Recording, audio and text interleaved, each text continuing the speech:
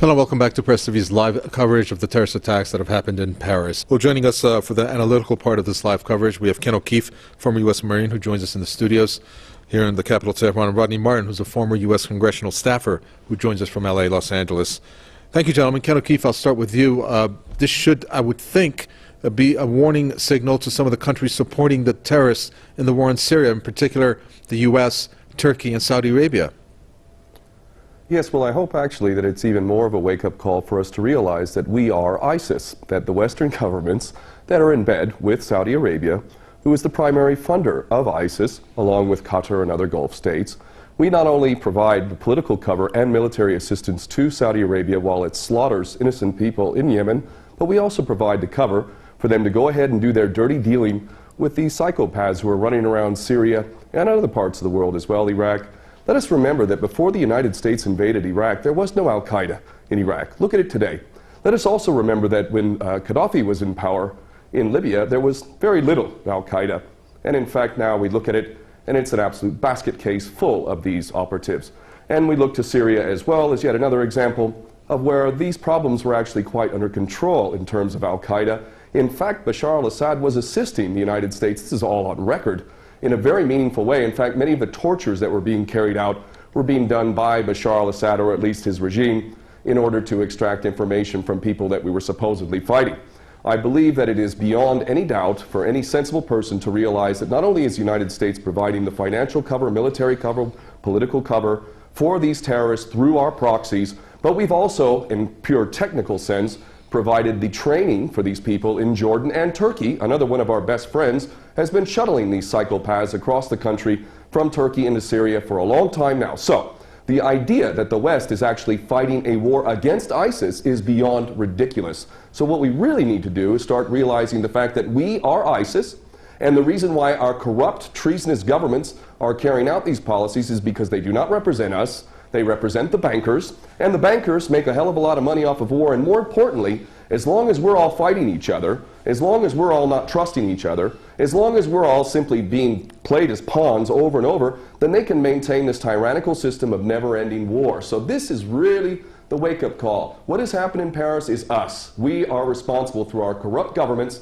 for all of these policies, and even if these individuals who carried this out are not directly working for Mossad, CIA, ISIS, Al-Qaeda, all the same thing, even if they did this organically of their own volition, believe me, that is exactly what our so-called governments want. That is what the policy that we've been fostering over and over. And quite frankly, if we're to look at ISIS, ISIS stands for Israeli Secret Intelligence Service. They never attack Israel, and that in itself also tells you a lot about who these individuals are. Well, some of the events there, Ken O'Keefe, that our guest Rodney Martin talks about in terms of Islamophobia being created again, or more policies to exercise against Muslims, well, maybe this is what the intent is behind these attacks, if there are any hands at play behind the scenes of some of the countries involved in this so-called war on terror.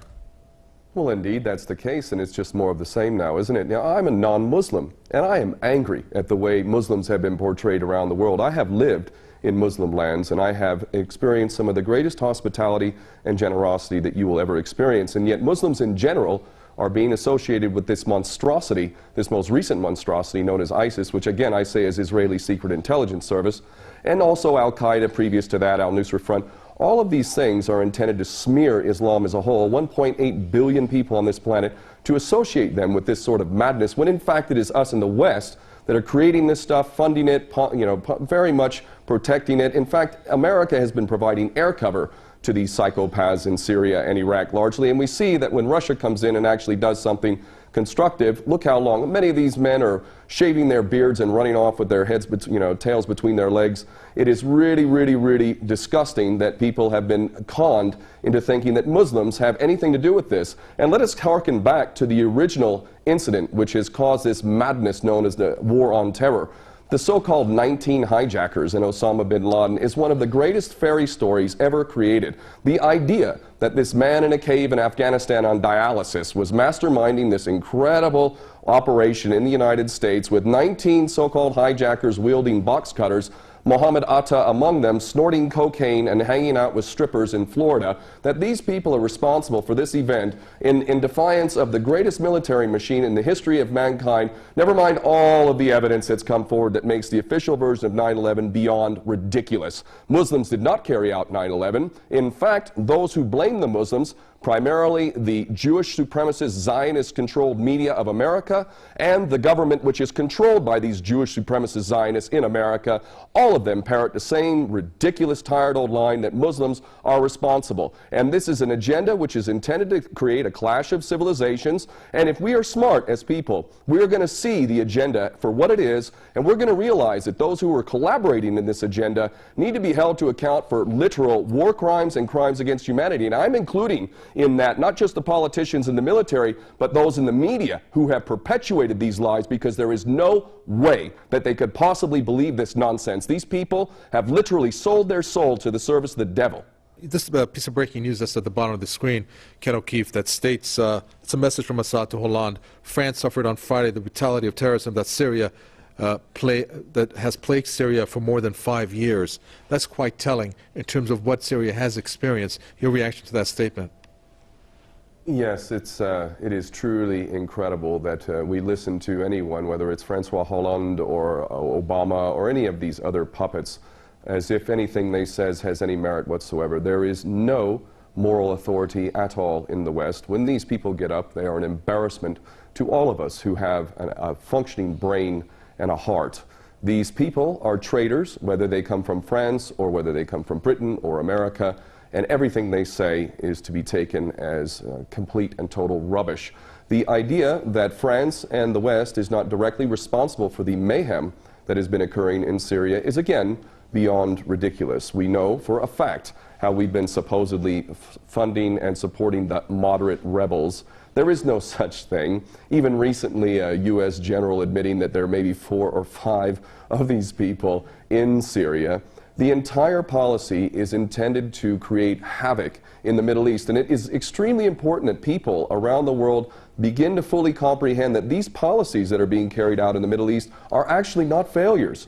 I'm getting sick of hearing so-called experts talking about geopolitics and how America is failing to learn from its mistakes and all of this nonsense. These are not mistakes. These are intentional policies to wreak havoc, to sow the seeds of sectarian hatred. Again, let me cite the fact that before we took Saddam Hussein out in Iraq, there was no Al-Qaeda in Iraq. Also, when we played this game in Libya, there was no such thing as ISIS and all of this madness that's going on in Libya today. Syria, again, while it had its problems, and it certainly had its human rights abuses, most definitely did not have the problem that it has today. Every country that we touch by Western policy, every country that we touch in the Middle East is full of these monsters. Let's look to Iran, the country that we claim to be the biggest threat to everyone, the Israeli Jewish supremacist agenda, which constantly tells us that Iran is the big threat to the world and that it wants to wipe Israel off the map.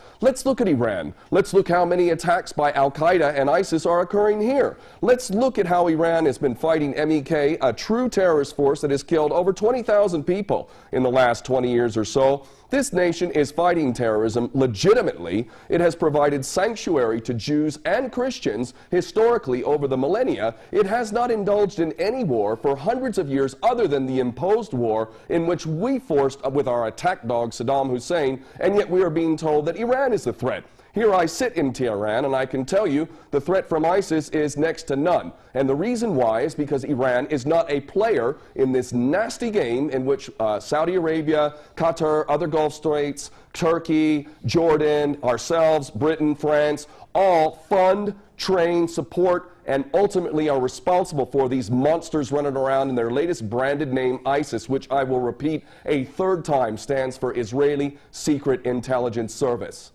We're going to end it there. Thank you so much for that. That's Ken O'Keefe, former U.S. Marine, here in the studios with his statements.